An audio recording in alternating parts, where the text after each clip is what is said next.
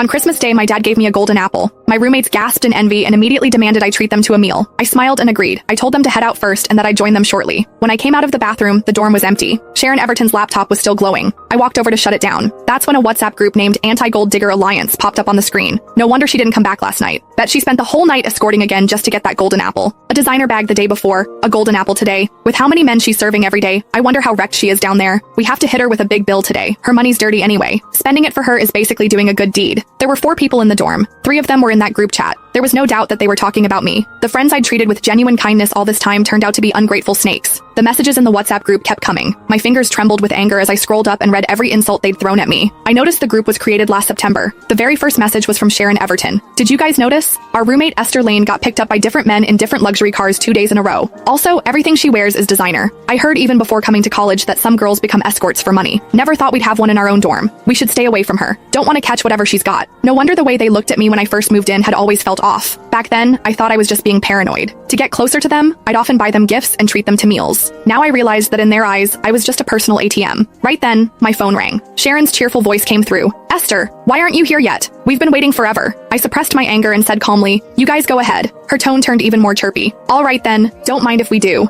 It wasn't the first time this happened. Whenever I was late, they'd order first and leave me to cover the bill after they were done eating. I'd heard of the restaurant they went to today. The minimum spend was $1,500. I'd like to see how they plan to pay for that. An hour later, the 3 of them pushed the door open and marched in angrily. Sharon snapped, Esther Lane, if you were in the dorm, why didn't you answer our calls? Mary Carlson added, the restaurant owner almost reported us to the police because we couldn't pay. I looked at them in disappointment, but you made it back just fine, didn't you? Sharon clenched her jaw. The bill was $4,500. We each took out a $1,500 loan online just to pay for it. She displayed her bank account number front of my face. Whatever. I won't argue about you being late and embarrassing us. Just pay us back. I snorted. You went out to eat. Why should I pay? She froze. What do you mean? You said you'd treat us. I grabbed her laptop, flipped the screen toward them, and said coldly, I only treat my friends to meals. Do people who insult and badmouth me behind my back count as friends? Under my cold stare, Mary and Celine lowered their heads. They felt too guilty to meet my eyes. Sharon snatched the laptop away. What are you doing snooping through my computer? How rude. If you didn't do anything shady, why would you be afraid? Weren't we right? Weren't those jewelry, bags, and that golden apple from men you'd slept with? I told her the truth. My dad bought them. She laughed sarcastically. Your sugar daddy, you mean? Stop pretending. I've seen your enrollment form. Both your parents' names were blank. You're obviously an orphan. My father was a well-known businessman in the capital. Since I was kidnapped as a child, I kept his name and my mom's name off my enrollment form for my own safety. Only people with dirty minds see everything as dirty. Even if I didn't list my parents' names, that doesn't give you the right to slander me. I demand an apology, I exclaimed. Sharon scoffed. You're the one doing disgusting things, and you're scared people talk? Apologize to you? In your dreams. If you hadn't been throwing money at us all this time, we wouldn't even be friends with a gold digger like you who sells her body. Now transfer the money to us, or you'll regret it.